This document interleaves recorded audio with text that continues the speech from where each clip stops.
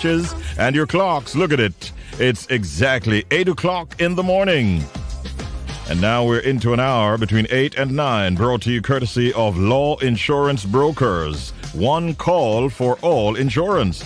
You can get them today on this number, 876-968-1100. Thank you, Law Insurance Brokers, for sponsoring the hour between 8 and 9. And to start the hour, as usual on a Wednesday, we have the feature Real Estate Today. And the sponsor of that specific segment is, as Bounty Killer would say, none other than Howard Johnson Realty Limited of unit number 15 in the Ligony Post Mall in Kingston 6. Today's topic on Real Estate Today is things to consider when expanding your home. And, you know, expanding your home is sometimes a necessity, or some might consider it a luxury. No matter the reason, though, it is a tremendous undertaking that requires a lot of time, a lot of effort, careful consideration, and planning. Well, we're joined this morning by two guests who will help us to delve into that topic, things to consider when expanding your home. And so we're joined, first of all, and once again, by Howard Johnson Jr. from Howard Johnson Realty Limited. Good morning, Howie. How are you doing today? Hello, hello. I didn't expect that, Howard. I didn't expect that. I'm about to say, level! Good to have you once again, my brother. And we're joined by Camille Jackson. Now, Camille is a chartered and structural engineer, and she's a realtor and CEO at 323 Projects Limited. Good morning and welcome for the first time, Camille Jackson. How are you? Hi, good morning. I'm fantastic this morning. Thanks for having me. All right. Thank you so very, very much. We understand that your company provides consulting engineering services for the execution of construction and urban development projects. Did I get that right? Yes, indeed. Yes, indeed. We do consulting for a variety of projects, commercial, residential. And I also, because I'm a realtor, I do real estate, so. All right. Wide gamut of that whole industry. Got you. I'm going to throw the first question to you in this segment. What is the importance of setting a clear objective when planning to expand your home? That's for you, Camille. Okay. That's a great question. First of all, I like to start with the end in mind. So the objective really is to determine where you want to end up. You're going on a journey. You want to know what it is that you want to achieve at the end of that journey.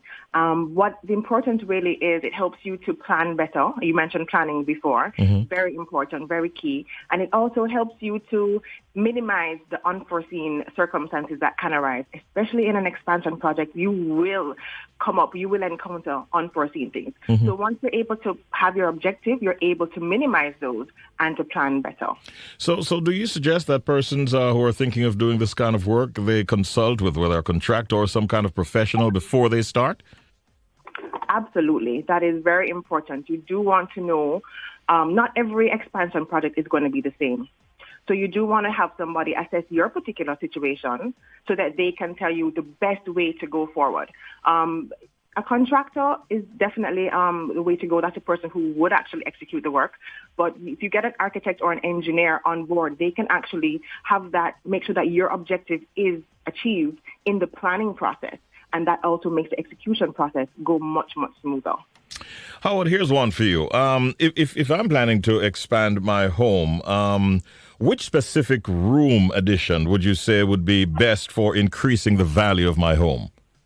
Well, Richie, I would say you would want to focus on your bedrooms and bathrooms to ensure that you have adequate space for the occupants.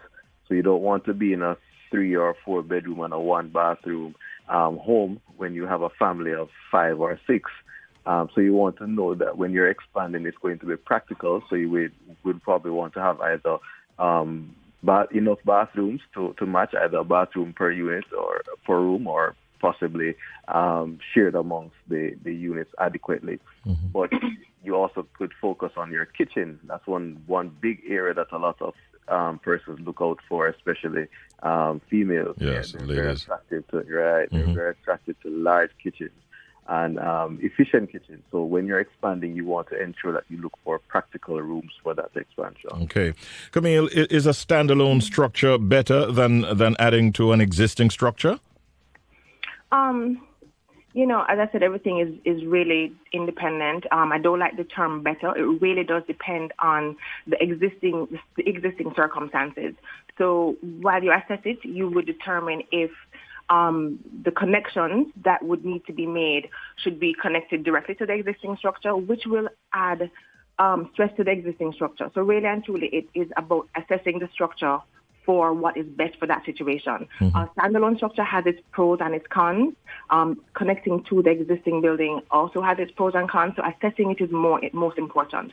The newer structure will definitely move differently to the existing structure, and that is where cracks appear. So in an effort to avoid having those things, you assess it and you make the best determination for that particular situation. So there's no better than. It really is dependent on the existing situation. And this is why it's important to work with professionals who can give the best advice, eh? Absolutely. Yes. Absolutely. Howard, why would you say that the expansion cost is an important factor to consider, really, before one starts construction or expansion, so to speak? Well, a couple of things. You don't want to start and stop. You don't want to have this grand idea and don't have the financing behind it, and then you're seeing yourself with unfinished structures or expansion. So you want to make sure that you see the end, as Camille mentioned, inside before you actually commence. Another thing that you don't want to do is to spend too much and overdo it, because there's something called external conformity, where you may overbuild in your particular unit because of your aspirations. But in the event that you're trying to dispose of the property sometime down the road, you may realize that you're not going to be able to recoup that investment. So when you're expanding, you must also always have that cost in mind, so that you're building within the limits of your community and also spending or building what you can afford to your end game. Excellent. I've just thought of something, and I think I want to throw this one to Camille. Camille, would you say are the pros and cons of living in or moving out until the construction is completed? This is a great question, because it is something that persons think about all the time once they're taking on such a project. Again, pros and cons really depend on the occupants, their lifestyle, and their budget. So I'd prefer to say the word considerations, because each one has a pro and a con, and you'd have to determine which of them you are comfortable with living with. Leaving the house, of course, is going to you're going to incur costs. Either you're going to rent a space for the time of the construction, or you're going to be living with somebody else. In Jamaica, we say cotching. And that, of course, has its social issues. So you definitely want to be able to consider whether that is good for your family or not. Staying there, however, while you may save on cost of rental, you're going to be living. Construction is messy. It's dusty. It's noisy. It's dirty. Can you live in that? If your family has elderly or children, that is certainly not a situation that you want these persons to be living in. And of course, it depends on the time of the length of the construction project. So instead of saying pros and cons, I would say we need to consider what will happen during that construction process and determine if that family or those occupants are able to live with these and which one will suit them best, whether they leave or they go. It will, in fact, impact their budget. And these are things, if you're planning from the beginning, you say, okay, fine, it's going to be a year-long project. I need to include that in the budget from the very beginning. Or if we're going to just thug it out and say we're going to stay and we're going to get the tiling done, then we're going to do the knocking out the walls or whatever it is, and determine that you're going to stay in the building for that time period. Does it work? Does it suit your lifestyle? And I would believe it's a matter of considering each situation and determining if it's okay for that family, for those persons. We serve people. We deal with buildings, but we serve people, and everybody is different. So it's a particular situation for the particular family. No two construction projects are the same. Yes, excellent answer, excellent advice. Howard, that brings us now to our tip of the day. Do you have one? Yes, sir. While planning to expand your home, give your neighbors the heads up on your potential plans. This way, they will not be surprised by the extra noise and activity when the renovation begins. And I can tell you from previous experience, Richie, it also helps them to keep an eye out as to what is happening when you're not at home. So it's a good thing to give them the heads up. Makes sense. Howard, I'm getting a WhatsApp message here. Somebody's saying to me, have you guys forgotten the deal on the edge? No, we haven't. Listen up. Let's have it. Okay, find solace in a new home at Portmore Country Club. This 2-bedroom, 1.5 bathroom, 955 square feet townhouse features a living room, dining, laundry room, and the back and front patios are perfect for your relaxation. There's a backyard where you can tend a garden and an additional area that can be used as a den. For more information, we're asking you to contact Michelle Scott at 868-4530. That's 876-868-4530. Or send her an email at Michelle with 2 L's, Michelle at hjrealtors.com. The unit is being marketed at $85,000 per month. Jamaican dollars per month. All right. Good luck with that one, Michelle. And where can persons find Howard Johnson Realty? Legany Post Small, unit number 15. You can contact our offices at 876-620-1457. Send us a WhatsApp at 876-339-6282.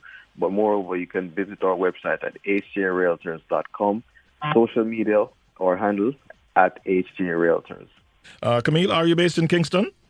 Yes, I'm based in Kingston. We're on Kingsway. But I just noted that these questions are very, very in point with a program that I do have on YouTube. So I'd love to invite your listeners to visit my YouTube channel, Camille Jackson. The program is called Build By, where I address a lot of these and other questions relating to building and buying your property. Okay, good. Thank you for that. And it's spelled with a K, Camille, Kamille Jackson, right? Correct, that's correct. Great having you this morning. Thank you for the information you shared. And thank you as always, Howard. Have yourselves a wonderful day. Thank you very much. Have a great day. Thanks much. All right. And the very same to you. That was Real Estate Today. And like you heard, we had Camille Jackson, who is a chartered and structural engineer and realtor. And she's also the CEO at 323 Projects Limited. You can catch her YouTube channel. And it's Camille Jackson. She has a lot of information to share. And we had, as usual, Howard Johnson Jr. from Howard Johnson Realty Limited as our very special guest. They are the sponsors too, and they're located at unit number 15, Legany Post Mall in Kingston 6. Look at it. It's now approaching 12 minutes after the hour of 8 o'clock. And it's a Wednesday. It's hump day. Hump day, why you say? Because if you can get over the hump of getting through today, then chances are you're well on your way to having a great rest of the week. That's my understanding at any rate. Cheers.